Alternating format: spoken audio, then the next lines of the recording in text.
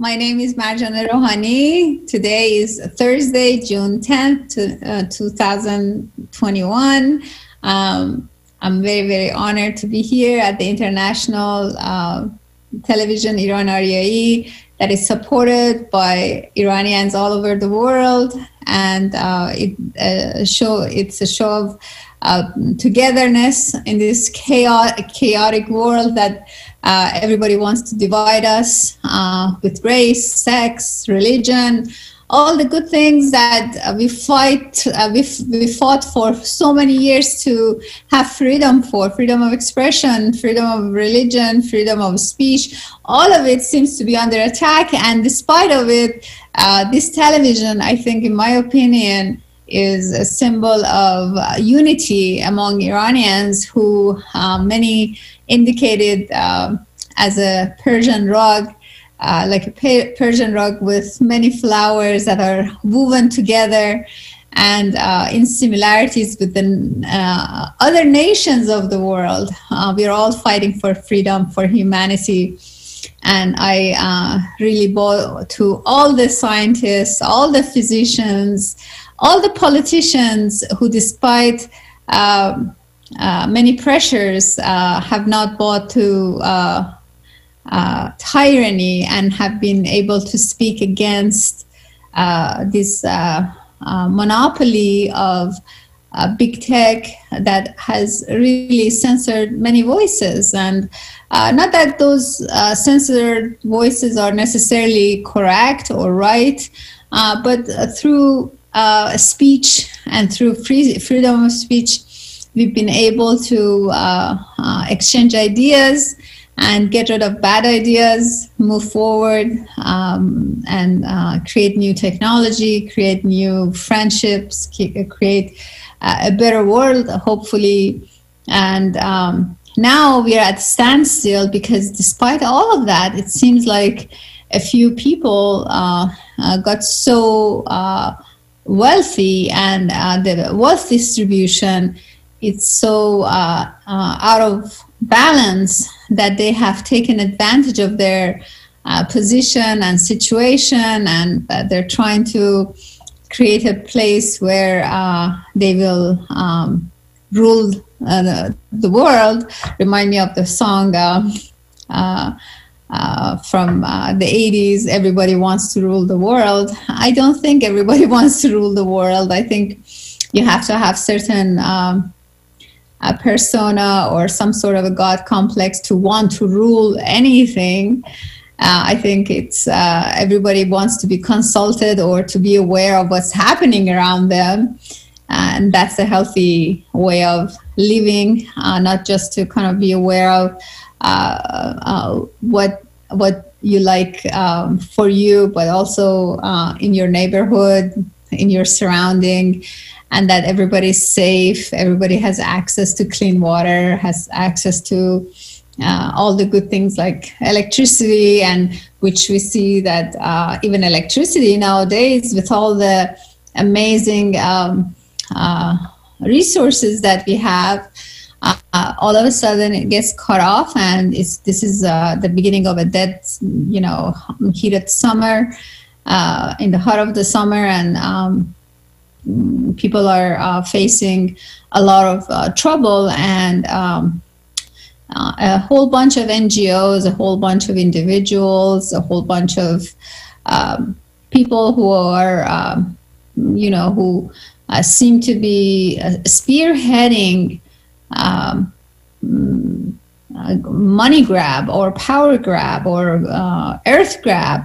And in a transparent world, I don't think you can hide from anybody or from ordinary people to know who these people are. At the same time, we don't want to focus the issues on one person or a few individuals, because every time in history we have focused on one individual or just a few people who are doing something against humanity, or just money-driven, or trying to sabotage humanity, we lose the big picture. The big picture, there are people or there are organizations who have put these people up front so that if something goes wrong, and things have definitely gone wrong, they have a front person or a fall guy. And a fall guy being, at this moment, I think the first one was the mayor, the governor of the state of New York.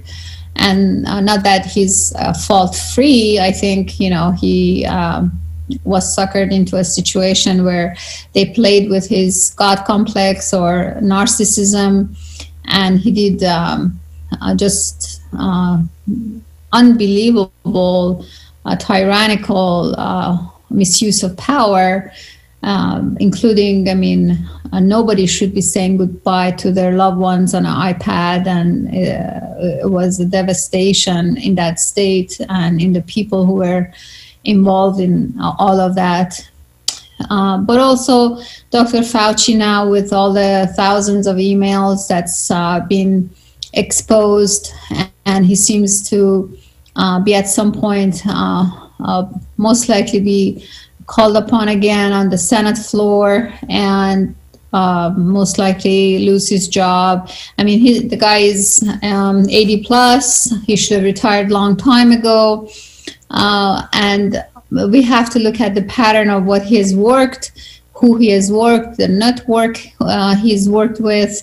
It's not just one person being able to carry all this situation where everything is under question. Everybody is feeling, even though they don't verbalize, or we're not able to verbalize what is sitting on our mind or what bothers us, is that we've been sabotaged and our trust has been betrayed by the people who we need to trust.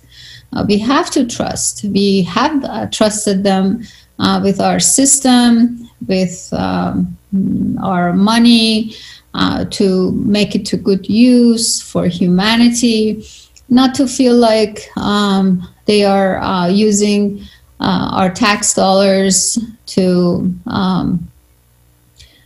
join up with the military forces in China and create a situation where people are going to be faced with a devastation, and then hype that devastation, and through that hype and through that fear, offer only one solution, being blue and die under the ventilator, or be lucky to survive, or get an injection that does not even give you guarantee that you're going to be immune from the disease in the future. And many talks about boosters and boosters to come later on.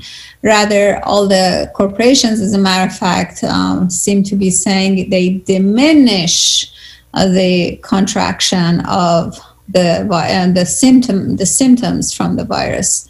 But we leave that to the experts.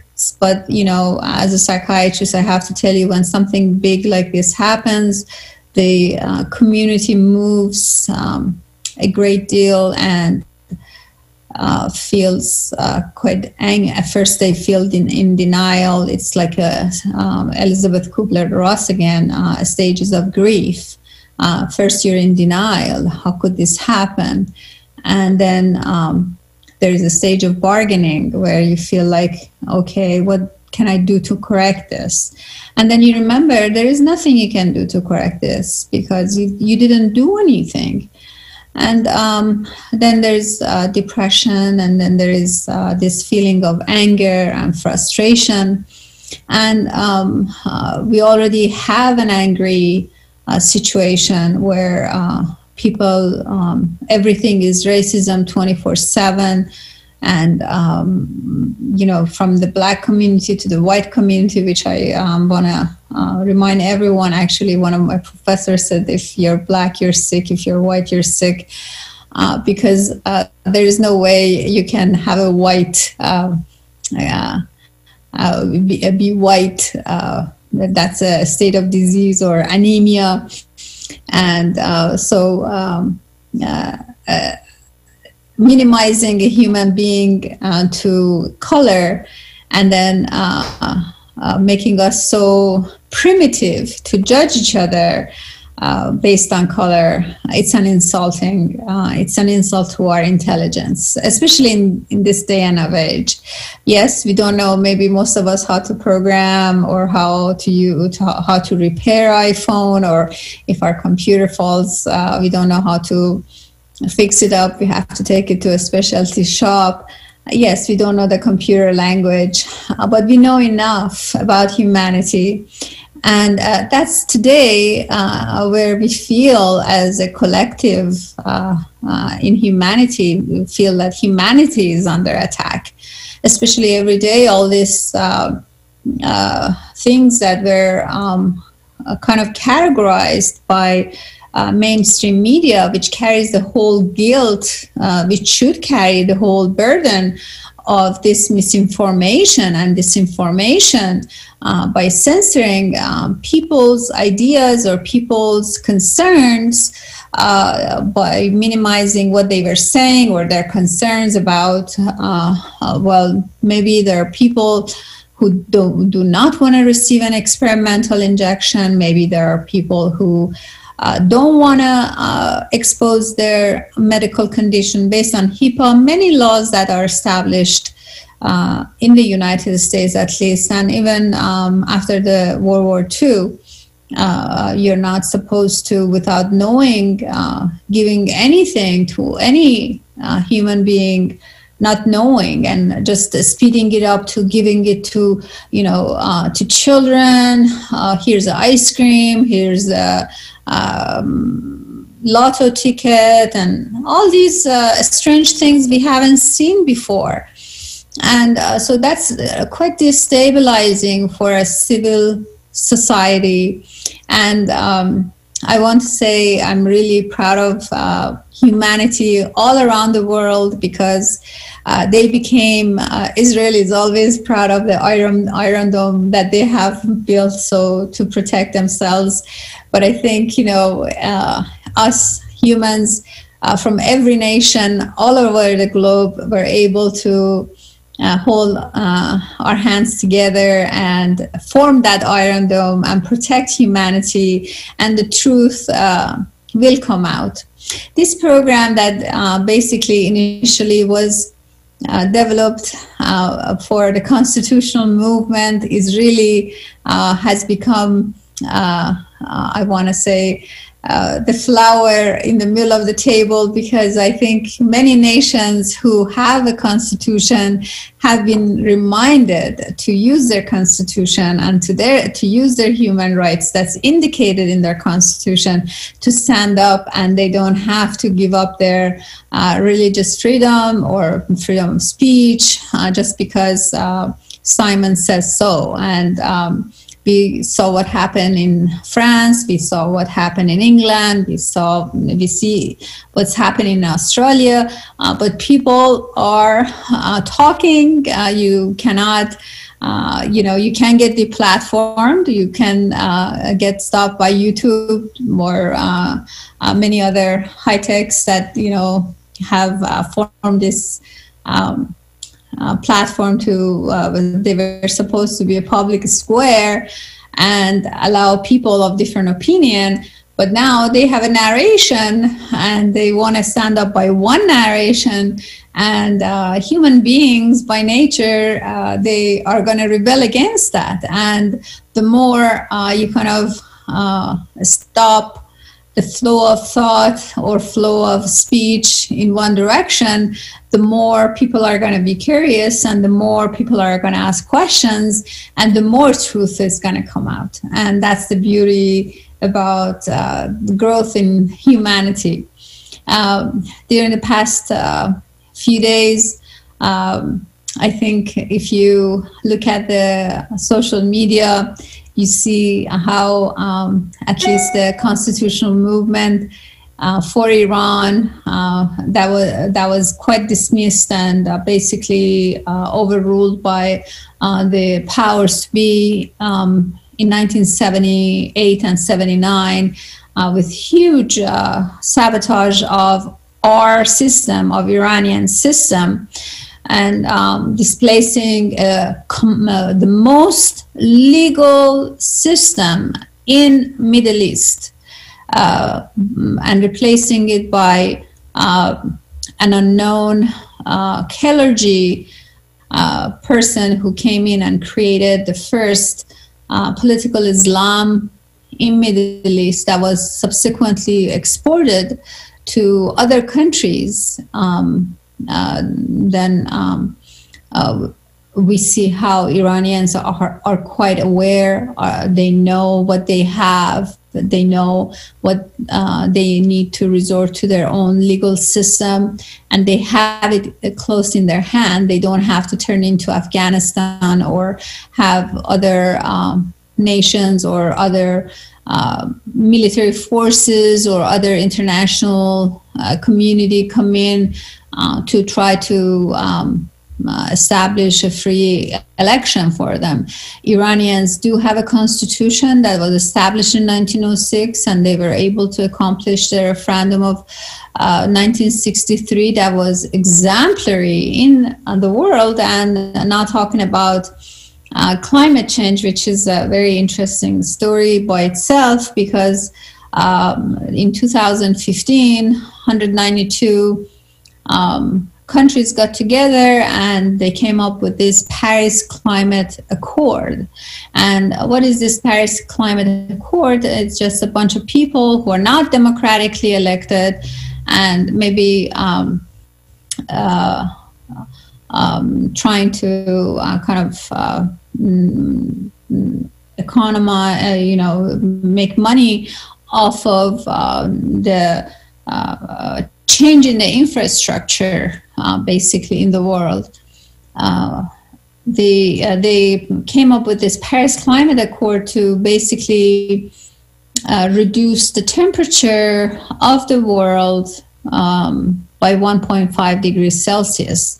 And if it reaches by 2 degrees, the world is going to come to an end. But first of all, by its own definition, climate changes, and we are still in the ice age. And one of the things they were talking about was to end the fossil fuel. And then I started getting curious to see what is fossil fuel and how is it that basically the United States was able to become petroleum independent or energy independent, and able to drill their own oil from sand, essentially. And, there is not a fossil inside every sand. So this whole story about the fossil story maybe or should be looked at again by scientists. But the infrastructure in the world has been based on gasoline now, for good or for bad. But at the same time, this was the same companies that wrote off the electrical component in the 1800s and pushed for the gas energy and pushed for, polluted the atmosphere and never took responsibility and produced all these plastics. And now they're saying they want to save the world. And they're counting the humans for using the plastics. I mean, we were not able to use any other thing because these corporations were producing the plastics, were producing all those Diet Coke holders that we saw all the dolphins caught up in there. And maybe the Coca-Cola Corporation, instead of being a woke organization and using critical race theory, which to this day I really don't understand what does critical race theory mean, because it's not descriptive. What does it mean?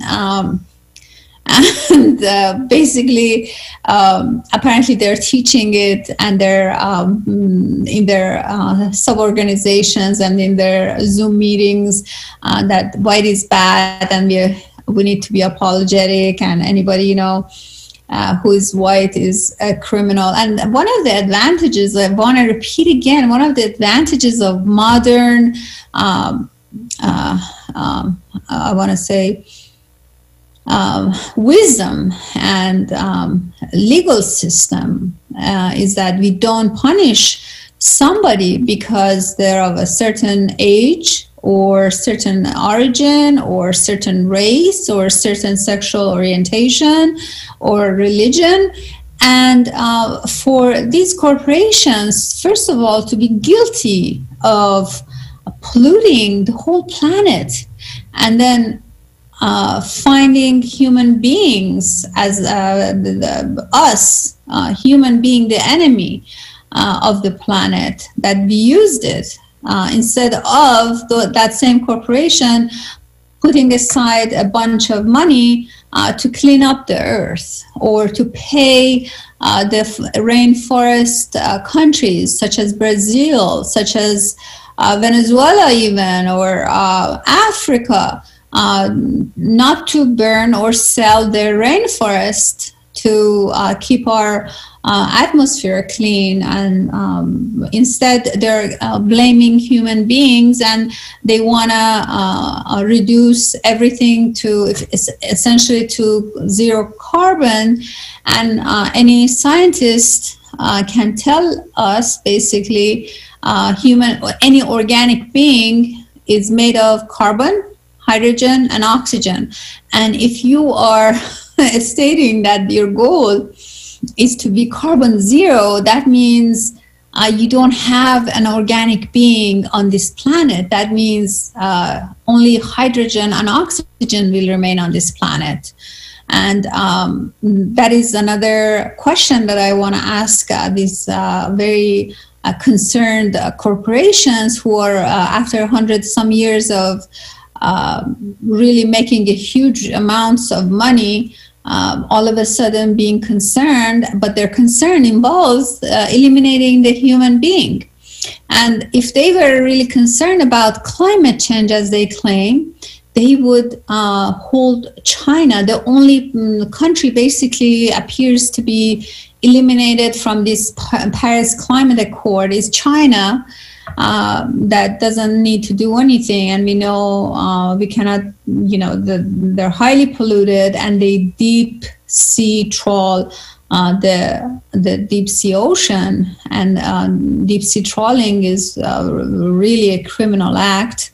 Anybody who's been to Jamaica or on vacation or any Caribbean place, they know even when they go on shallow swimming, if they touch coral, they get reprimanded by the local government because you should not touch anything. Now, these deep sea trawlers, they go in, they put their net, and now they have come up to Peru, to Chile, to all the Western Hemisphere, southern waters, to deep sea trawl, and nobody's mentioning anything. And like the Apple CEO said, we don't speak nudity and we don't speak China. And I don't know, how can you be concerned about climate change and want to establish some rules for everyone? You cannot establish rule of law for everyone but China.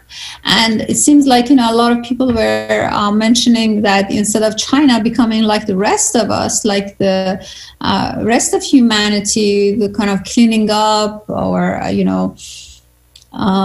being more earth friendly, basically we are turning to them. And actually I want to really appreciate Senator Marco Rubio, by the way, who today, or was it yesterday, had an announcement about the slave labor that is used in China, and how the corporations have to stop being seduced to use that labor force, a slave labor force, for cheap merchandising. And then we as consumers become basically accomplice to this high crime against humanity.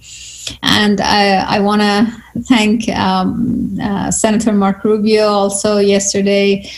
There were pictures, and he had an announcement that he met with Reza Shah II. In his tweet, he had mentioned Prince, and that was really appreciated. However, Iranians have so advanced, and they're so engaged, and they announced in so many places. Basically, they want their own system, the way it has worked for them and for us and for the world, and basically pioneered being climate hero, as a matter of fact, by nationalizing water, nationalizing forestry, nationalizing land, the factory workers owning the percentage of the factory profit, the farmers owning their own land. So we pioneered a lot of advancement, and the fight against illiteracy and for everyone to be literate. All of these programs that were just turned upside down, and Iran kind of turned over to this Islamic Republic that Iranians have no clue of, who these people are, or who, yes, the majority of Iranians are Muslim, but they practiced it inside their home, and they, like most Catholic, but most Catholics, they don't live inside Vatican, and they don't enforce political religion in terms of, according to the Islamic Republic Constitution. They would be fighting with every un-Islamic country until everything has changed. And now we are entrapped by this whole thing that was devised, or it was staged, and it became a theater of a nightmare theater, basically, or a Halloween theater that nobody was aware of, and it was made by mainstream media propaganda, that making Khomeini a person, who nobody even knew. All of a sudden, he's sitting in Nofel Lasharo and all these highly reputable media interviewing him. And so now we see the consequences of it, that today people who do make sense, they are censored in the West, and they complain about being censored, and they have been marginalized for crazy agenda that does not make any sense. Nobody can calculate the world is coming to an end in 12 years. Mr. Kerry, I don't know where you get your information, but you cannot stand and look in the camera and say, you have to do this, and you have to turn all your valuables and all your land and everything to the United Nations, and so that we take care of everything, so that the world doesn't come to an end in 12 years. Well, what if it doesn't come to an end? Who owns the property that people have turned over to you, or to the people you're proposing? And meanwhile, you're enjoying your private jets, and all your comrades are doing the same. And, there was an example of Hillary Clinton, Mr. Bill Clinton, and also Miss Chelsea Clinton, using different private jets going to the same event. Talk about what you call it, when you share a ride, the carpooling or jet pooling. So I'm not sure if the 2,900 or 22,000 some billionaires have this magnificent plan to eliminate us, the ordinary people, from using cars and gasoline, and which was basically $2 before January 20th. And since January 20th, it's $6 in California. And this is, we're talking about going from energy independence to complete energy dependence, going from having access to heat and cool when you have access to heat and cool to not having access to heat. And this is the exact same copy of what happened in Iran. Iranian dissidents have exact same copy of what they went through. And when we immigrated to the United States of America, and we appreciated to come here to a free country, we know the difference. We know the borders being open. And as a matter of fact, there was this story that's unbelievable where a billionaire Chinese general was able to purchase 240 square miles of land in Texas, and was able to expand or is working on expanding the airline, the airband, the airstrip for landing from a few thousand square foot to 12,000 square, 10,000 above 12,000 square foot to have international airplane landing right next to a high secret Air Force Base, United States Air Force Base, and the electrical grid. Now, I don't know of an American general going to China doing all these things. And then, as it turns out, basically, it was the right person traveling with a cab, and it seemed like he was a reporter, and told the cab driver, the cab driver started talking about this, and then he says, "Stop, I want to see." And the cab driver says, we're going to have a facial recognition, I'm going to get into trouble. And he says, "What are you talking about? This is the United States of America. I mean, don't be afraid, stop the car." And they stopped the car, and he was able to do his investigation. He was able to get a helicopter, and he was able to explore. And then he went to the Senate in Texas, and I think the process is going on. And it turns out that the Texans who sold the land did not even know they were selling it to this Chinese general. So if this is not an invasion of foreign power into our democracy, I don't know what it is. And we are a constitutional republic in the United States of America, and I think most Americans have understood, if they want the freedom of speech, the freedom of movement, freedom of religion, freedom of expression, and freedom of media, which has been censored during the past God knows how many months now by high tech, then we really need to be under the umbrella of Constitution and its rules and all the laws, and kind of go by what the rule of law is, because we are equal under it. And it was the same for us Iranians in Iran. If you look on social media, you see, for example, the Senator Mark Rubio, who's doing a lot of hard work against the slavery, and also a lot of work to kind of establish peace and kind of stand for national integrity and our border integrity. He had a nice meeting with Reza Shah II, and he posted it online, and the Iranians online exploded from, we supported the post, and any political figure that hears Iranians' voices and meets with Shah of Iran, I want to say, and he's the Shah of Iran by the Constitution of Iran. We have our system now, the United States of America system is a republic, but we do have a constitutional monarchy.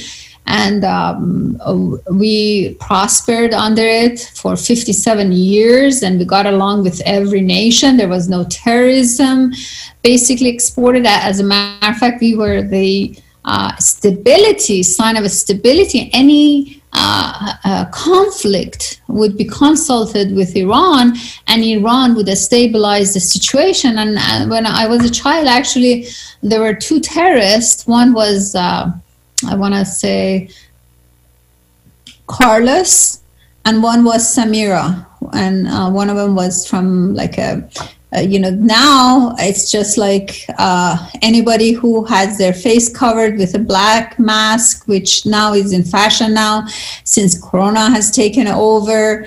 And now we have all these, people who are claiming every time you say anything that makes sense, they call the person a racist, and that has become an old story. This is nobody's buying this anymore. Nobody's buying this climate change. Nobody's buying this whole thing about you have to be getting an injection to go to a place. All of these, all of the wheels for the wagon of this globalism has fallen apart. I mean, I don't know how many wheels there were. If there were 4 wheels, the 4 wheels have fallen apart. If there were 8 wheels, the wheels have fallen apart. I mean, people are smart. We are now in an age of transparency, and we are aware of what's happening. And I wanted to actually share one of the posts, just the most recent post that Reza Shah II posted right before our program. It's in Farsi, and Voice of America, as a matter of fact, published it. And I want to say, Iranians are starting to really boycott mainstream media, boycott any media that's not covering what they are saying, the true voice. And television, Iran Ariari, has been the true voice of Iranians. And when everybody was talking about just kind of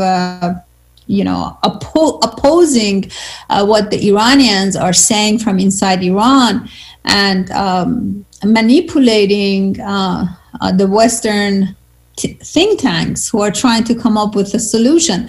The solution is our rule of law, our constitution, our own constitutional Congress that's gonna kind of get together and do everything and skip through all these sheba shebang that they had to go through Iraq or Afghanistan or other countries to establish that constitution. And as a matter of fact, in Iraq, after they came up with a constitution, it only covered 3 people or 3 sectors, not all people. We have in our constitution, from item 8 to 25, the right of people, the human rights. And everybody, all these people who are talking about, we want something new through the United Nations, and the United Nations is itself need to clean up first. They're in hot water. They really have to answer a lot of questions about a lot of things they have done. They've been in control of a lot of things for the past 50 years, and they really have not moved an inch to improve anything. As a matter of fact, one of them is, I think it was the head of United Nations, that was in 2015. She blatantly says that, the poverty has not declined during the past 30 years. So what have you guys been doing the past 30 years with all your NGOs and filthy rich corporations and, Africa, Latin America, Middle East, and going to these places and that places, and nothing. When they come in and they show the statistics, the poverty has gotten worse. The health has gotten worse. And a lot of it, probably we still, again, I want to repeat, there are some front faces in this whole scenario, and we should be looking beyond the faces, because there are corporations and NGOs who are supporting this, who have been basically pushing these people to the front. And I wanted to ask first, before we move on, I think we're going to be out of time soon, Mr. Siavash, if you can play the first clip by Shah of Iran, please. نانی که در طول بیش از 2 دهه من رو دنبال کردن، موضع من رو راجع به اصلا انتخابات، یا بهتر بگیم انتصابات، خوب میدانن که به نظر من این در شأن یک انسان و کرامتش نیست که وقتی رأیش به حساب نمیاد و کوچکترین اهمیتی نداره، آلت دست یک نظامی بشه که بخواد ادعای مشروعیت رو بر مبنای مشارکت مردم در یک انتصابات قلابی داشته باشه. برای همین از روز اول مخالف هر گونه شرکت در انتخابات بودم و هیچ فرقی در قضیه نمی‌کرد. و بالاخره امروز خیلی ها، من جمله کسانی که تا دیروز خودشون جزئی از این نظام بودن، اونها نیز به این نتیجه رسیدن که باید چنین انتخاباتی تحریم بشه و صدای این که ما کلیت نظام رو زیر سوال میبریم. صحبت بد و بدتر دیگه نیست، صحبت اصلاح طلب اصولگرا دیگه نیست، به قول خودشون تمام دیگه این ماجرا و باز گذر کرد از جمهوری اسلامی.